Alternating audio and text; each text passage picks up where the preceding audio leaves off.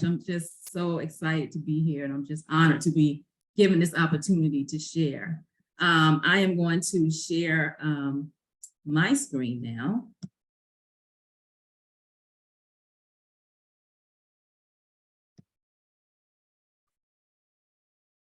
If you could give me 1 second, I'll get that share on.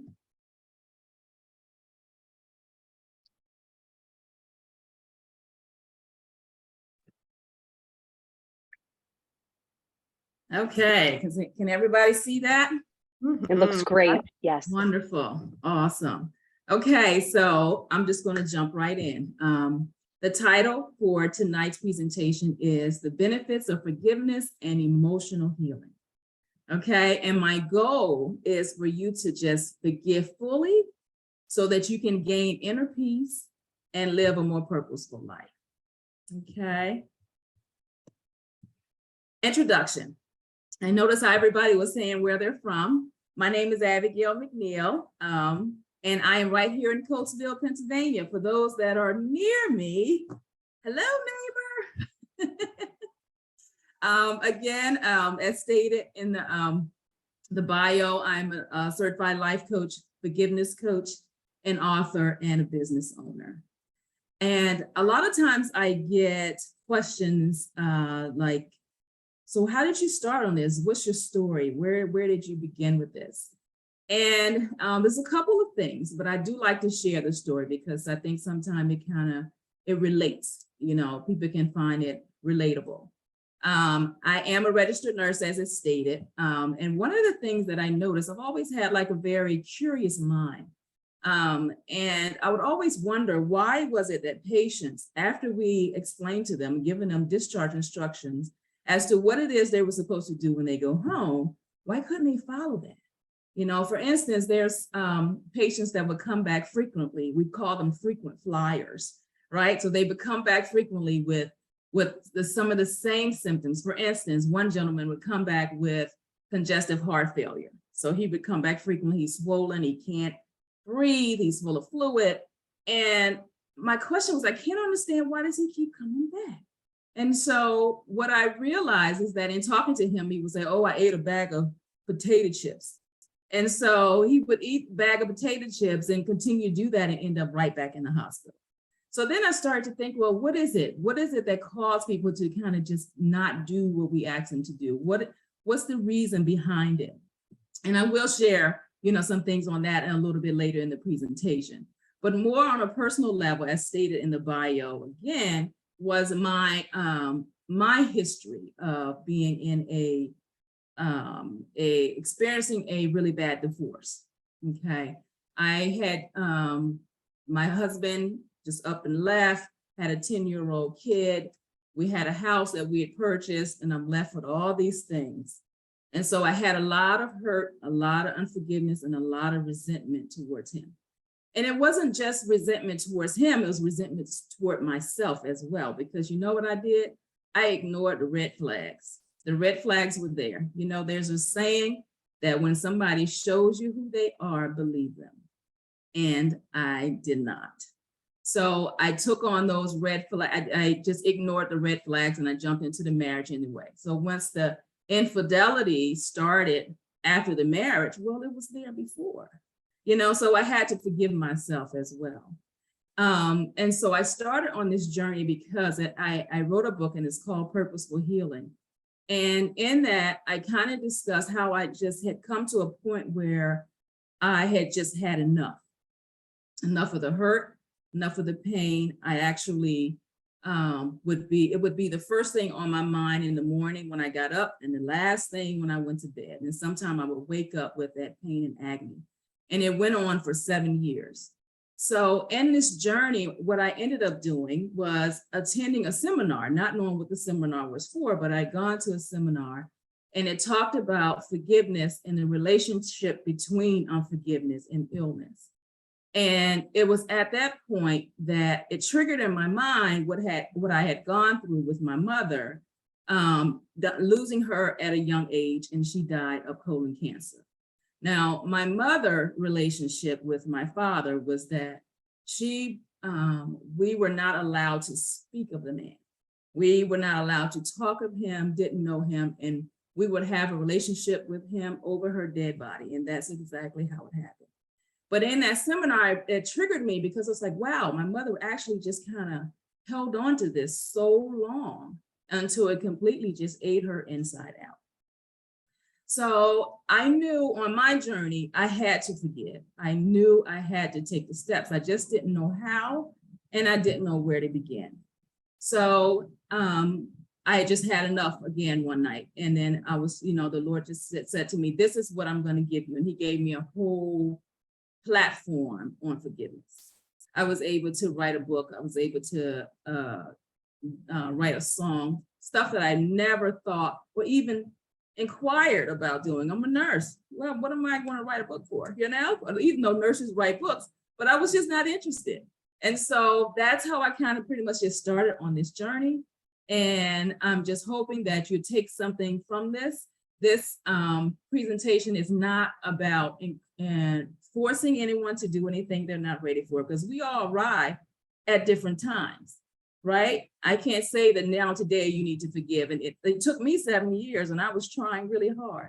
So this is just to give you some tools, some benefits to help you along the way, should this be something that you want to do.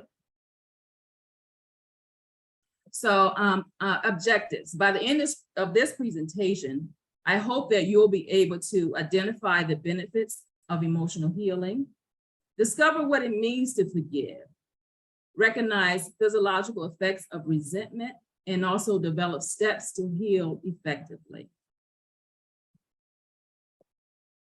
I want to do a little quick poll.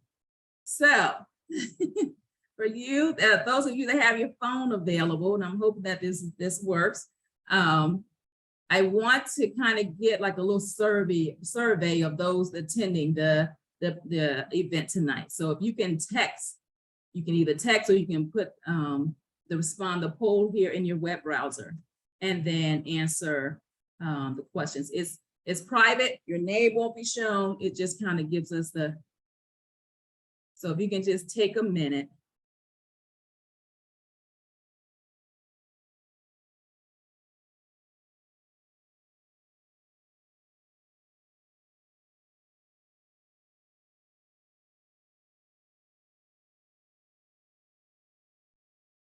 And just tell me, what are you hoping to gain from this presentation? Is it that you want to develop tools to heal emotionally, identify benefits of forgiveness? Maybe you're just here for a friend, ready to rid the emotional pain and live a purposeful life, or A, B, and D. And if you,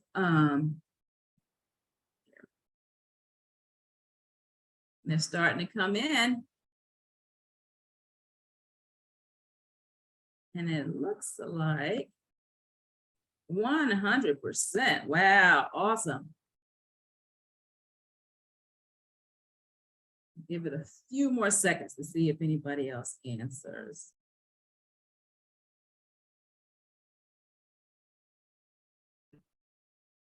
You're getting them in the chat too, Abigail, so we'll Okay, wonderful. you. Yeah, we got a lot of A's. We have some B, D, E. Okay, great. Interesting enough, everybody's here for themselves, which I'm sort of loving that, right? Yes, that is great. Awesome. Okay. So I just wanted to do that just to kind of get an idea. Okay. All right. So what is emotional pain? It's a state of feeling broken, wounded, and hurt. It's the emotional suffering that's associated with 4 common feelings: sadness, unexpressed anger, anxiety, and guilt. And you'll see that I have on my slide some references to help us, along the way. What is emotional healing? It's the ability to take control of your painful thoughts, your negative feelings and emotions, so they do not interfere with your present moment.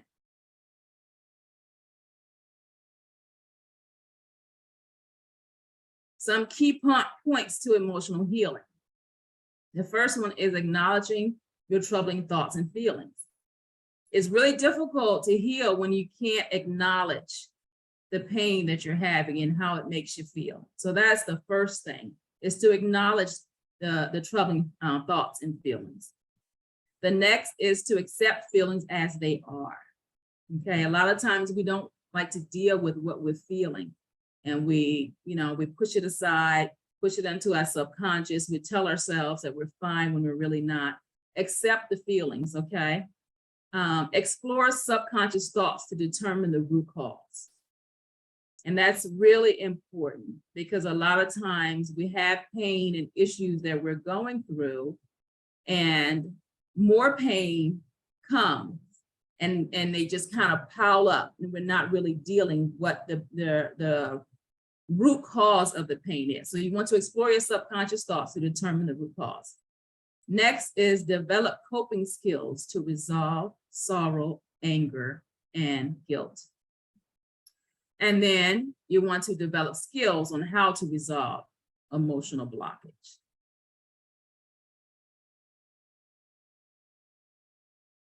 The next is, why is it important to practice emotional healing?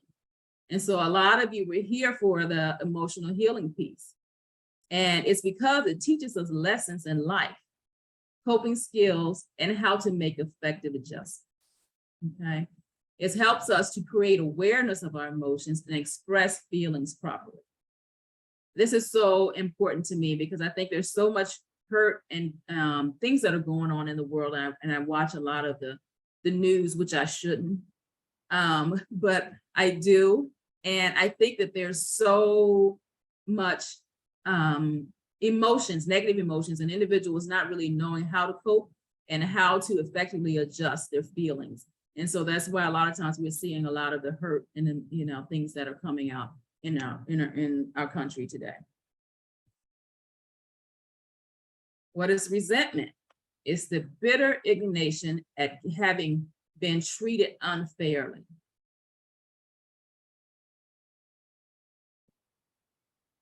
So resentment thrives on negative feelings, and then it grows more powerful when we're unwilling to forgive and release emotional pain. The negative feelings are felt through a disruption of the body's energy and can manifest in physical pain and disease. And we'll talk a little bit more about this, about the relationship with how we can take on our mental and emotional experiences can affect our physical health.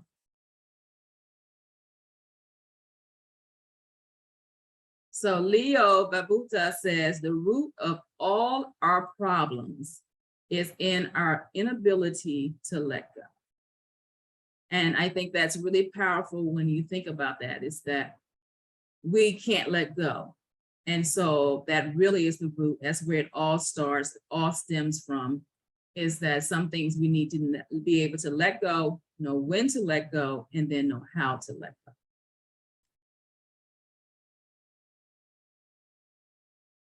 So now we're going to talk a little bit about forgiveness. And this is a sensitive topic.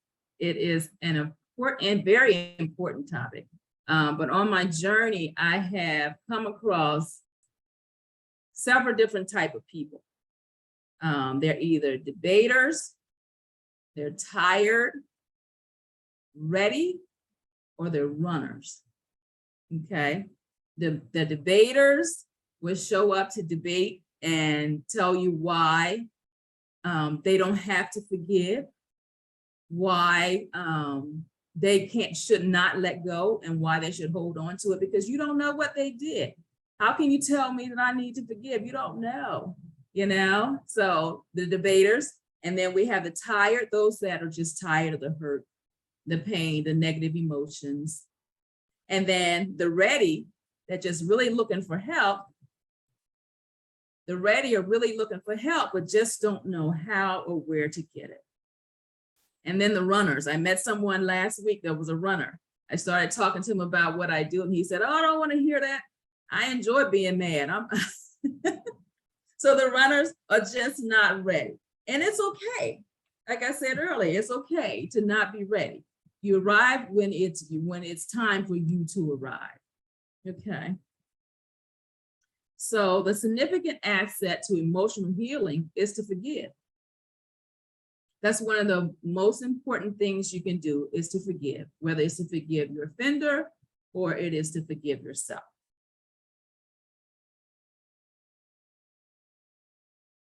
Forgiveness, what is it? Okay. It's to grant pardon of an offense or offender. It's to cease to blame or hold resentment. It is making a conscious effort to let go of negative feelings. And the biblical answer is the canceling of debt. Okay, that is what forgiveness is. What it is not, it's not forgetting. You don't have to forget what happened. It's not rekindling the relationship. It doesn't mean that you have to continue on with the individual that hurt you. And it's not justifying or excusing what happened. Okay, so it is not any of these things. Forgiveness is for you. A great analogy I had once was, and some of you may have actually heard this, is that unforgiveness is like drinking poison and expecting the other person to die. Okay, forgiveness and letting it go is for you. It's for your health and your healing. Some benefits of forgiveness. When you forgive individuals, you lower your risk of having a heart attack. You improve your cholesterol level. You improve sleep, reduce pain, reduce blood pressure, anxiety, depression, and stress. So there's some great benefits to actually letting go of the hurt and the resentment that you're carrying. And this is an example of how it actually benefits you. Some negative effects of unforgiveness. So Dr. Karen Schwartz, who's the director of the Mood Disorder Adult Consultation Clinic at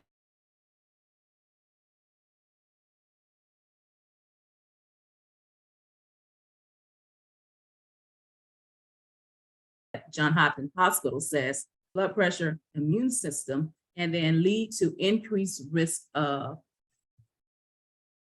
depression, heart disease, diabetes, and other related issues. Okay.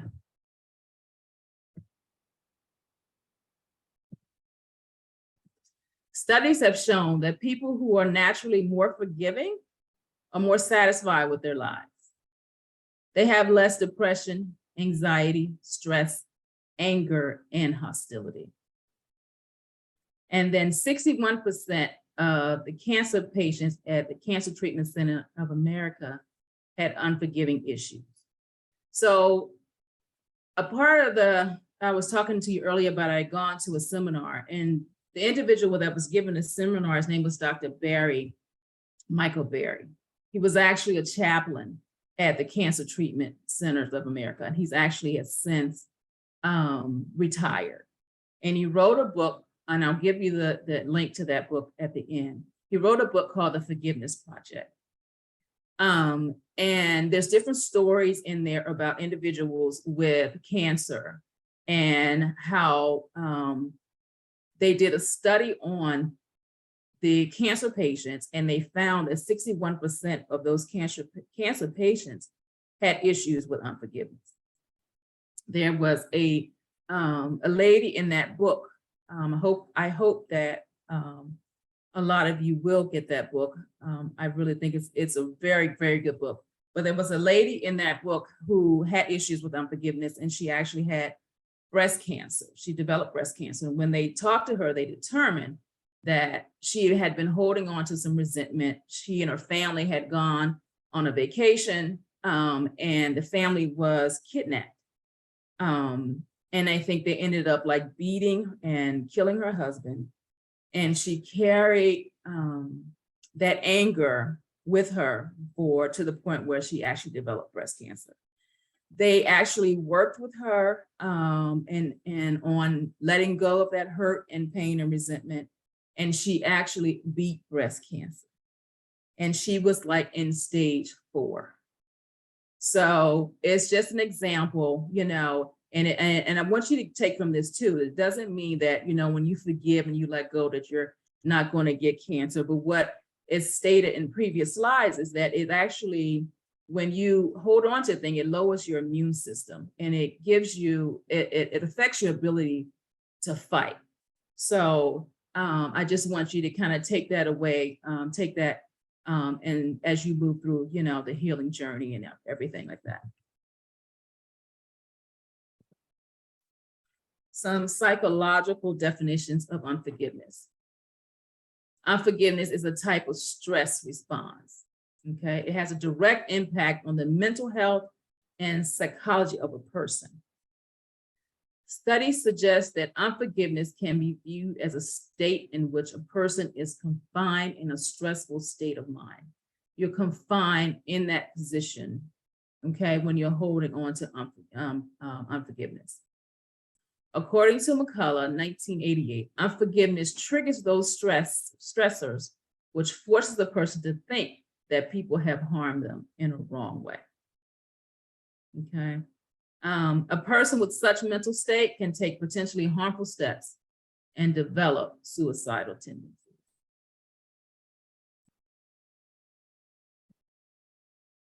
Okay, steps to healing. Now, I would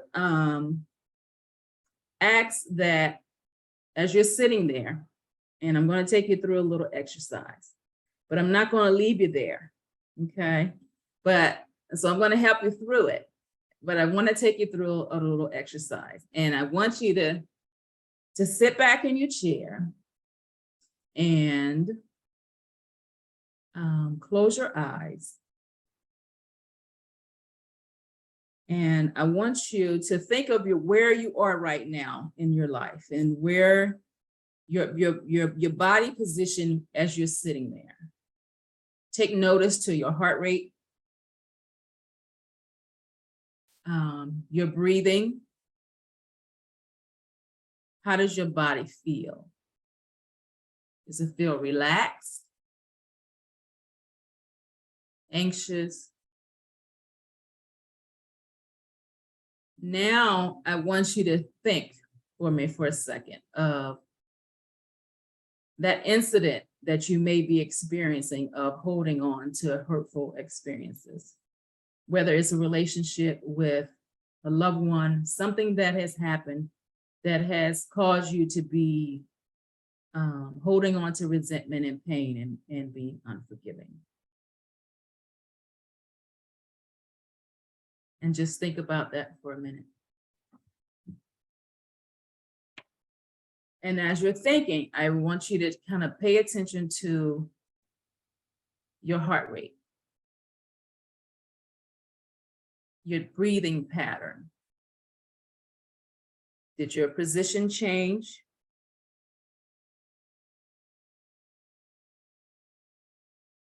Just take notice of how you feel in this moment.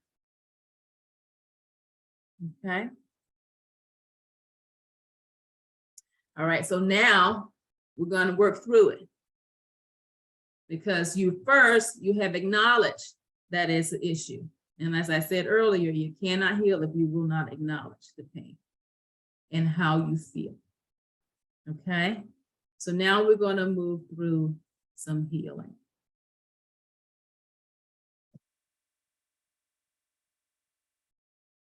And I hope everybody can see this. Okay. So this is a clock and it represents time to heal. And the reason why I made it into a clock, because I figure it's a time, we have a time for everything. Time to go to work, time to go to school, time to get up in the morning. Okay, so right now it is time to heal. Okay, so the first thing is that new start. And that's the time when we tell ourselves that we're just going to, leave everything behind us. For instance, if we're moving into a new year, we have New Year's resolutions and we tell ourselves, everything negative, I'm leaving it back in 2021. I'm taking new things with me in 2022, right? And it's a great concept, but unless you do the work, you don't do the work thing. We really take it with us, okay? But we all want that new start, that new beginning. And so how do we get that new start when we're going through emotional hurt? I'm going to go around this clock twice, okay? The first time I'll go with the letters underneath, and then I'll come back around and go across the capitalized letters, words. The next thing is the cause. And we talked about acknowledging, right? The hurt. What is it? And if you want to take out a pen and piece of paper, you feel free. What's the cause of your pain? Is it a failed relationship? Is it a traumatic event? Generational curse? Sometimes we carry emotional negative things based on our family, right?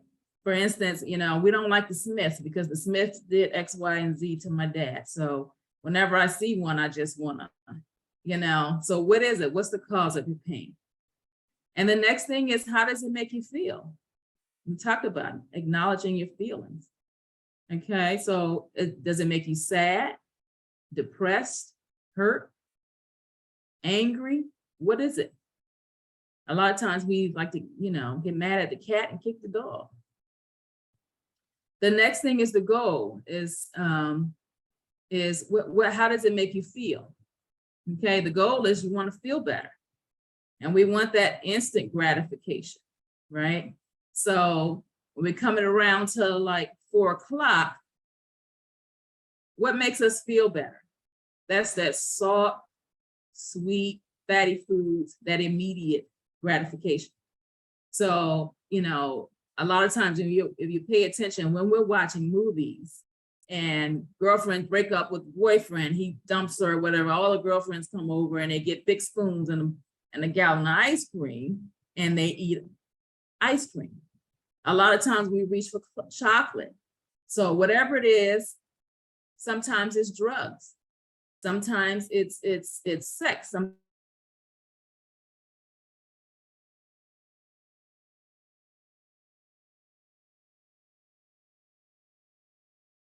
Sometimes it's gambling, whatever that is. And what happens is that what can tend to happen is that, when we experiences those things, it stimulates the dopamine within us, okay? And that dopamine is that feel-good center of the brain. It's the reward center of the brain. So we tend to reward ourselves with, with things, immediate gratification. And when we do that, the function of the dopamine pathways is a reward motivation. Reward motivation, it actually causes us pleasure, euphoria. It works with the motor function and fine tuning, compulsion, and the perseveration. So when our dopamine is up, sometimes the serotonin level can go down. We can become more moody, have problems processing, difficulty sleeping, and cognition.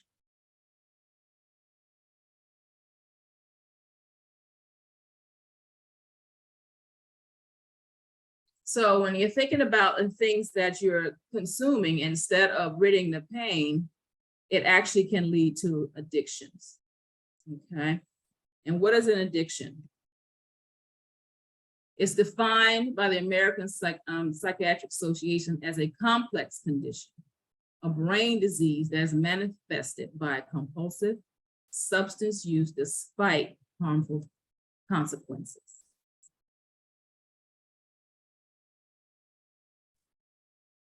All right, so then what could lead to, if you're again, not taking the correct steps to rid the pain and you're eating, it can lead to addiction, okay? And then from the addiction, you're weighed down with overconsumption. It's too much in your system. You're actually dealing with too many things at one time.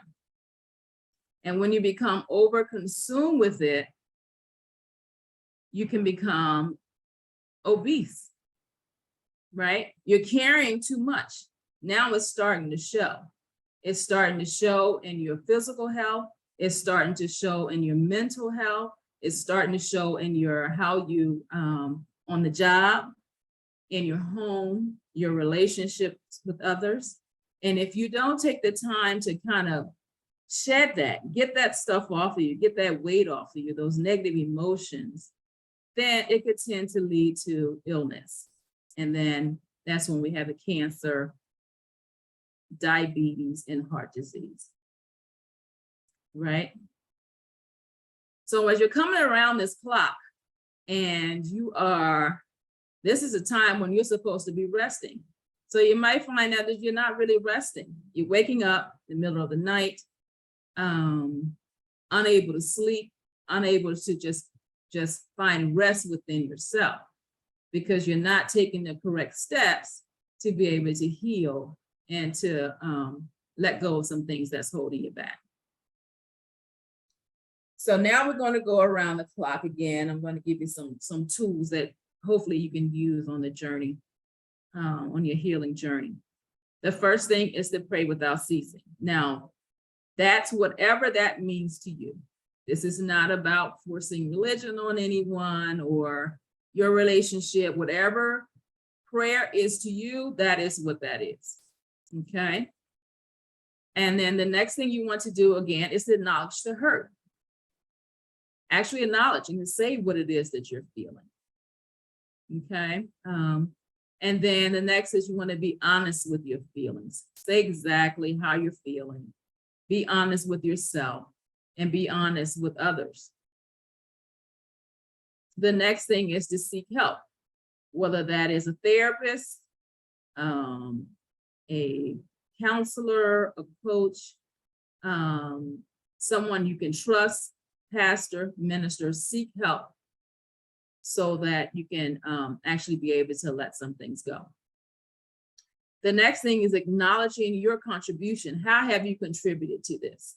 So I talked earlier about how I contribute to mine is that I ignored the red flags. Okay, so have you contributed to this? Have you also been offensive? And I'd like to call this the mirror. And this one is when you take the opportunity to kind of see yourself. So a couple of times I was looking in the mirror and it was like it came to me like I needed to see myself. And I did not want to see. That's one of the hardest things you can do when you look in the mirror and see your own faults and understand that you too may need to be, to ask for forgiveness. So acknowledge your contribution. Are you eating? Are you giving yourself the right tools it needs? Are you eating healthy? Are you exercising? How are you contributing to not ridding the pain from yourself? And then the next thing is to release negative energy. And how do you release negative energy? Walking, reading, journaling. Journaling is one of the most important things you can actually do when it comes to being able to let things go.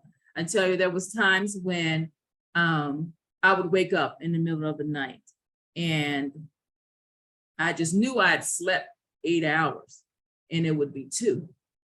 And so then I knew then I had anxiety and all kinds of things that I was dealing with. So I started journaling. And it really, once I was able to put it on paper, I was actually able to go to sleep. And so if you're not journaling, I encourage you to journal. It's really, really helpful. Okay. But again, exercising, swimming, whatever it is for you to release negative energy. And then the next thing on the clock is to be open to the apology. Sometimes the apology comes, but we're not ready to accept it. We don't feel as if they've been punished long enough. So we feel the need to kind of hold them in that state of unforgiveness, but not realizing that the only person that is hurting is ourselves. So you want to be able to be open to that apology. Okay. And the next thing is just share your decision. The reason why I say share your decision is because sometimes if your family member know that you're hurting because you're holding on to something, guess what? They're not happy either. So you don't want to pull them into that negative space, because when you forgive, they might not forgive. So you don't want to put them in that negative position as well. Okay. And also share your decision, because you may be going along having a great day, and all of a sudden your girlfriend calls you and say, guess who I just seen at the mall? And now your day that was up now is going south. So share your decision. This is the journey that I'm taking with this situation. I need your help. I don't want to talk about the negative part of it. I just want to figure those around you.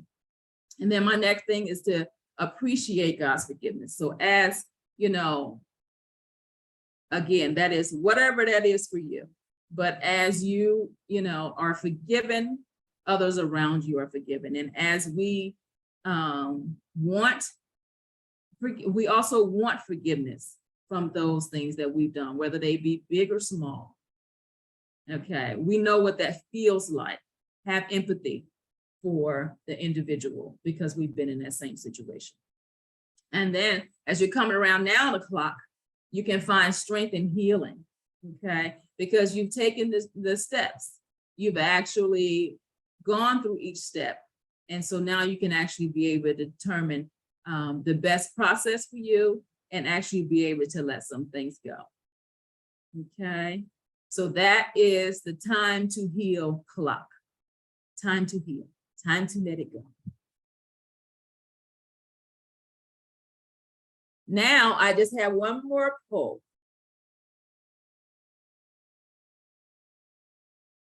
And I want to know, after this presentation, now you've heard the presentation, how likely are you to practice emotional healing and forgiveness?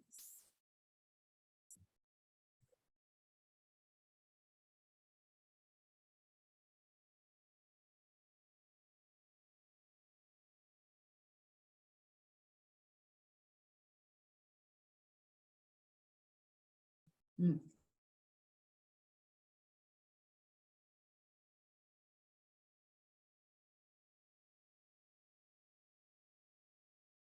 Okay. We're seeing a lot of A's in the chat, Abigail. Okay, okay, great. That is great. So I am, that's great. Highly likely, that's really good. And even if you're not, and some people may be neutral or less likely because it's not time and you're not ready. But I do hope that your takeaway from this is the ability and the importance of building effective coping mechanisms.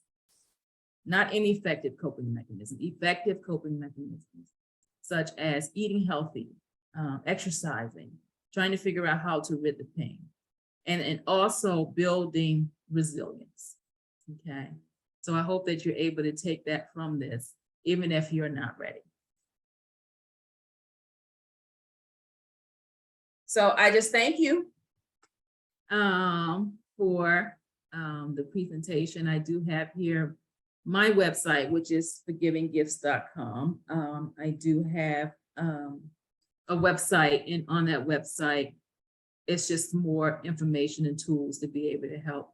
Again, I am a coach, and then also I do one-on-one coaching if needed, because I know that this is just kind of scratching the surface. You really don't, it's really hard. Somebody asked me once I did this presentation, can you do this clock and be done with everything in 24 hours? And so I said, no, I don't think you can do that. So, but if you need additional assistance and things like that, I'm here. This is my book, Purposeful Healing. And it's available on Amazon. And this one is the Forgiveness Project that I talked to you about. I wonder if it'll let me. I don't know if it'll let me show you. So this is the Forgiveness Project. It's actually the book that I was telling you about with Michael Berry. Okay, I did pop that link in the chat Oh, you earlier, did? Oh, Abigail. awesome. Yep. So both for your book and for Dr. Barry's book. Okay, good. Awesome. Okay. And I gotta get back into, so that was pretty much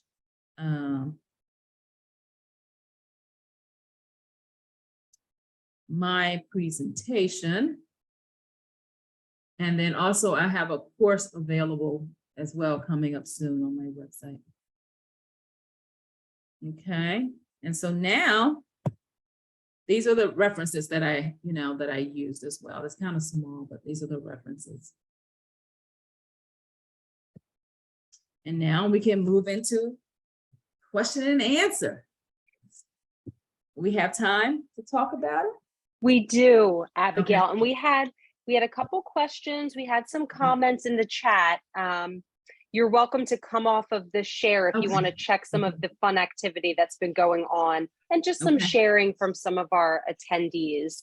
But early on, we had a question just asking for a little clarification between the study of the effects of stress and cancer versus unforgiveness and cancer. You know, one sounding a little bit like blaming, whereas the other is just a coping with life's events. So can you just speak a little bit to that?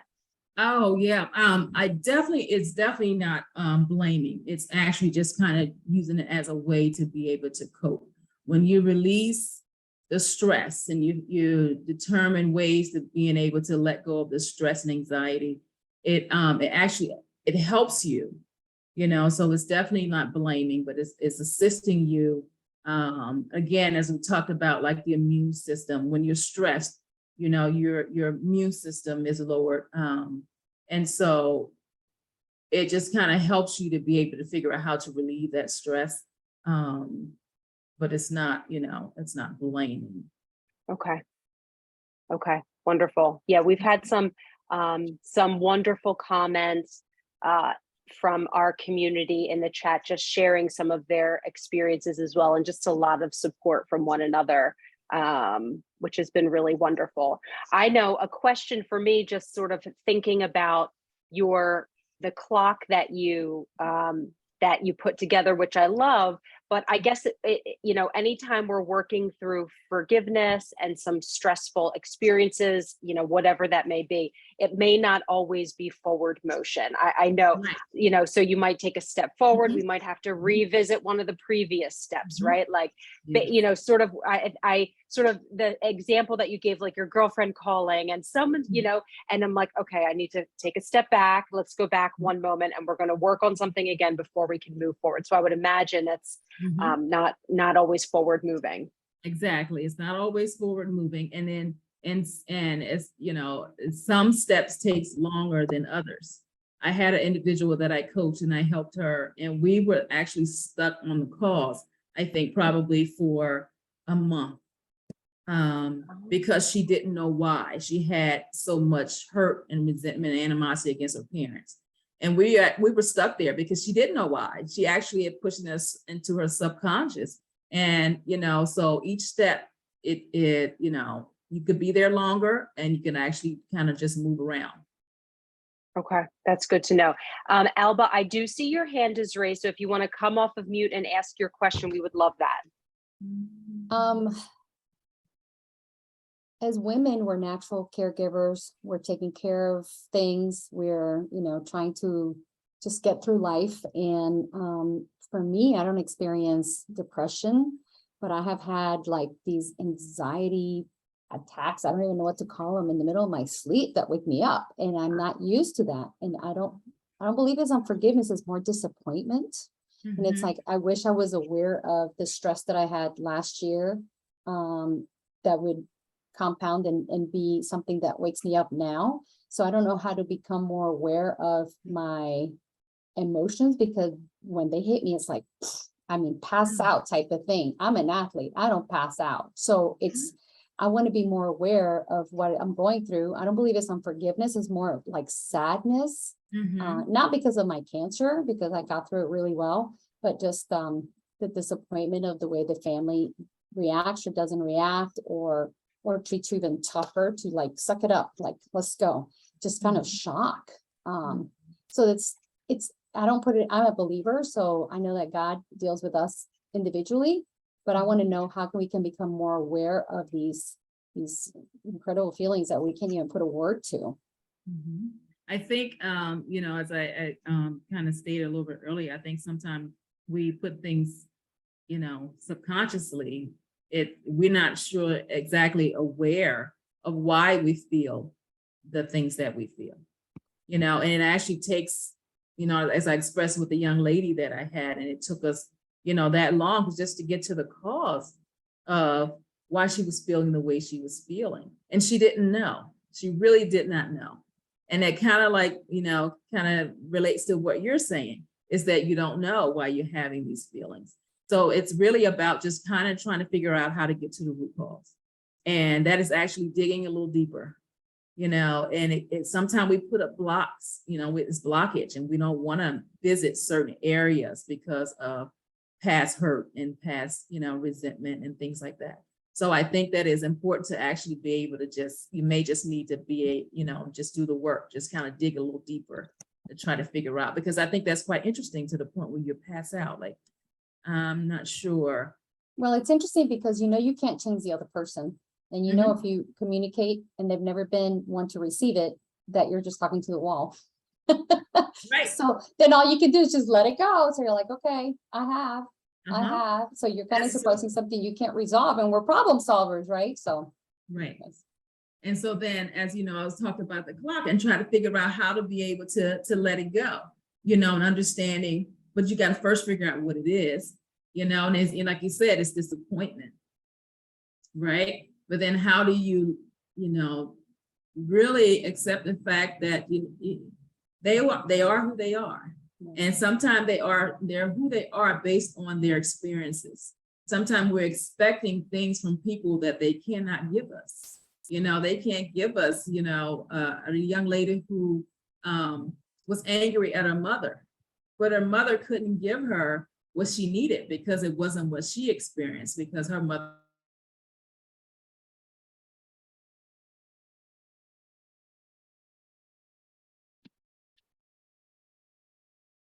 Erin. there. So sometimes you just have to realize people are who they are. They're not going to change. I think, Abigail, you froze a little bit, at least for me, you did. Okay. Yeah. I'm But back. Alba, I understand what you're saying. We do hear this in our community a great deal. We treat a lot of women, right? And we all come, we come needing different things. And we have different types of providers and services available, as well as our counselor list, and that you can use your passport for if you're actively on a passport. And it allows you, like Abigail was saying, to dig deeper. For me, I actually used acupuncture. It was unbelievable what acupuncture was able to reveal for me. And it was a tough go. It was a tough go. And I'm glad that we're, putting a lot of honesty in the chat and being able to ask these questions, because we're not the only ones going through it. And I remember having panic attacks and thinking, I've never had a panic attack. Why am I having these panic attacks? Right. And you just you cannot put that blame on you. Right. You have to just know that forgiveness is going to help you. Right. That's the best thing, bring you peace. We do have another question, and it was Joan's question. And she said, what if the person is no longer here to apologize because of death, Abigail? Right. So for that particular question, and I've come across a lot of people, you hear me say this a lot. I had a lady come up to me at an event that I was doing, and she says, how do I forgive myself? Like, how do I apologize to my mother and she's no longer here? Like I was not a good daughter to her, and she died.